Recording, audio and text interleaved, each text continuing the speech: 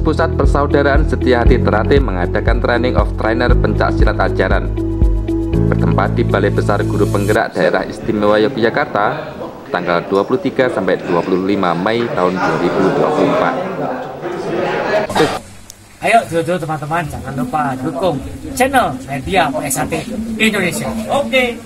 Jangan lupa like, comment, dan subscribe channel media PSHT Indonesia. Salam persaudaraan PSHT Jaya. Kegiatan TOT yang diselenggarakan selama 3 hari ini diikuti oleh 39 peserta terdiri dari beberapa perwakilan daerah di Indonesia serta 1 perwakilan dari PSHT cabang khusus Jepang. Dr. Andes Sri Harjianto selaku Ketua Panitia menyampaikan bahwa materi yang disampaikan tidak hanya gerak pencak silat, namun juga beberapa teori yang perlu dikuasai oleh pelatih pencak silat. Pelaksanaan ini berawal dari majelis ajar, kemudian otomatis koordinasinya, sinerginya, kemudian kerjasamanya dengan pengurus pusat dan majelis luhur, sehingga sudah beberapa ada koordinasi, sehingga simpul ada materi psikologi, ada metode cara melatih, kemudian ada bagaimana untuk menangani cedera dan bagaimana psikologi anak-anak yang dilatih, sehingga materi ini sangat komplit sekali, tidak hanya merupakan hanya senam jurus gitu. Tujuan diadakannya kegiatan ini adalah untuk mendapatkan pelatih dengan standar dan kualitas yang sama. Sebagaimana disampaikan oleh Ketua Majelis Luhur, Insinyur Edi Asmanto, yang turut hadir serta membuka pelaksanaan kegiatan ini. Untuk mendapatkan pelatih dengan kualitas yang sama di seluruh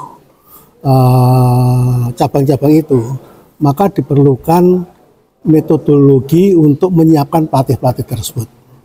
Karena itu, di tingkat nasional itu kita akan menciptakan atau menghasilkan pelatih yang berkualifikasi nasional dan itu akan melakukan pelatihan-pelatihan di daerah-daerah sehingga semua daerah itu memiliki kualitas pelatih yang sama.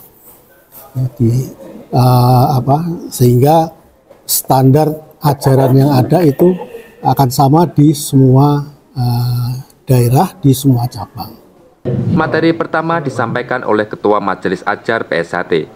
Dalam kesempatan ini, Insinyur RB Wiono mengingatkan kembali akan tujuan kita belajar ilmu setia hati, yaitu untuk mendapatkan keselamatan, kehormatan, dan kebahagiaan yang benar. Kemampuan untuk bisa meraih prestasi tanpa mengaburkan ajaran yang dimaksud oleh ajaran setia hati itu.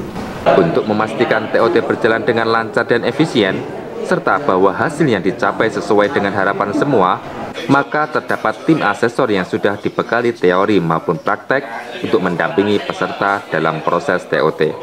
Tugas sebagai asesor itu adalah amanah dari Majelis Luhur dan pengurus pusat, bahwa kita sebagai asesor ada timnya, yang tim itu sendiri sudah dibekali baik teori maupun praktek yang akan kita laksanakan atau kita lakukan ketika diadakan TOT, di mana saja ada keputusan atau surat dari pusat diadakan di mana kita akan siap untuk melaksanakan untuk asesor, karena perintah dari Majelis Ajar, Majelis Luhur, dan Ketua Umum.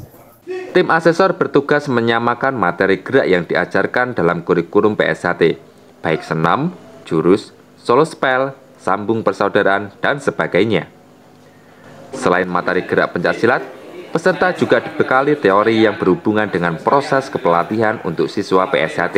Di antaranya, dasar-dasar kepelatihan disampaikan oleh Profesor Dr. Awan Haryono, M.Or. Aivo.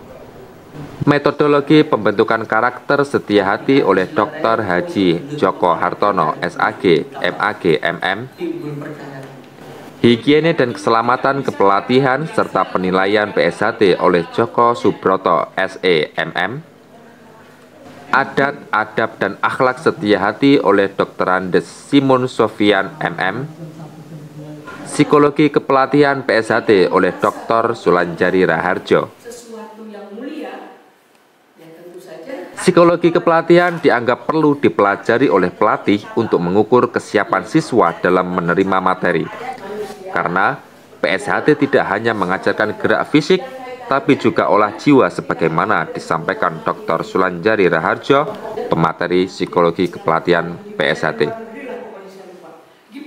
Bahwa di dalam organisasi kita PSHT itu ada sisi fisik dan juga sisi jiwa atau psikis yang kedua-duanya harus dikembangkan secara bersamaan, karena jiwa dan juga fisik itu adalah satu kesatuan yang utuh.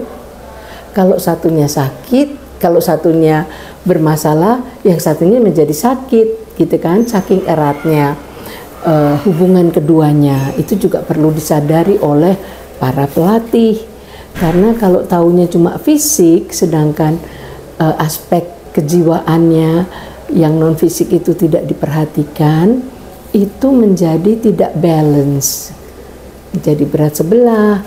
Padahal kita perlu membangun juga sisi yang kejiwaan tadi. Buktinya kita juga membangun karakter, kita mengajarkan adab, kemudian kita juga harus mengenal adat istiadat. Itu antara lain yang dilakukan di dalam pelatihan training of trainers ini.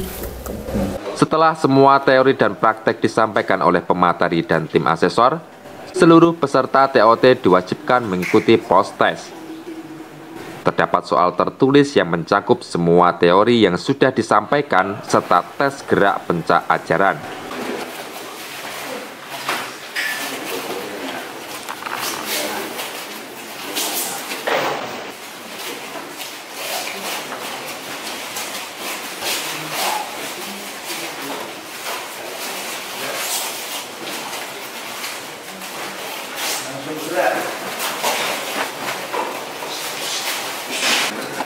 Hati-hati ya, Kak.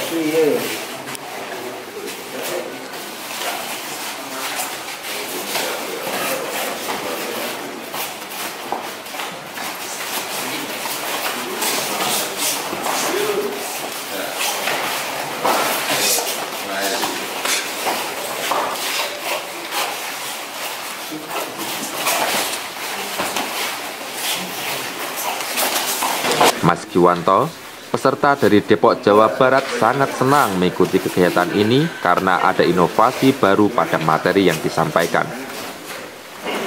Alhamdulillah luar biasa pelatihan TOT ini yang saya ikuti berbeda dari TOT sebelumnya. Hari ini kita di hari pertama ada membahas tentang psikologi kepelatihan, kita membahas tentang persamaan jurus. Yang lebih utama adalah ada pembaruan yaitu tentang adat, adab di dalam PSHT, dan yang lebih menarik lagi adalah ada tentang penilaian PSHT dari tingkat ke tingkat. Peserta lain yang berasal dari Kalimantan Timur, Mas Muhammad Zainuddin, berencana untuk mengadakan pelatihan serupa sebagai follow up dari kegiatan TOT ini. Insya Allah kami akan menjalankan tugas khususnya di daerah Kutai Timur. Untuk mengembangkan lagi, kita juga akan membentuk pelatihan juga khusus daerah Kalimantan. Nah, kami juga sudah ada teman-teman yang ikut TOT lebih dahulu juga ada, dan kami siap untuk memperbaiki lagi. Rencana tersebut sesuai dengan program pengurus pusat yang mentargetkan penyamarataan materi sebelum perapatan luhur tahun 2026 nanti. Sebagaimana disampaikan oleh Insinyur Purwanto Budi Santoso, Sekretaris Umum PSHT Pusat. Kita mencoba untuk mengkader pelatih-pelatih utama yang jumlahnya kurang lebih yang sudah itu adalah 27. Mungkin kita punya target sampai 50 lah. 50 ini nantinya yang akan melatih pelatih-pelatih di provinsi dan cabang sampai dengan ranting. Sesuai dengan program pengurus pusat, Pengurus pusat ini kan periodisasinya sampai dengan 2026. Pengurus pusat periode ini mempunyai target nanti akhir 2025 sebelum Parapatan Luhur atau Mubes tahun 2026, penyelarasan ajaran pencak silat di seluruh Indonesia itu sudah sampai dengan ke ranting-ranting, sudah ada persamaan. Itu dulu targetnya.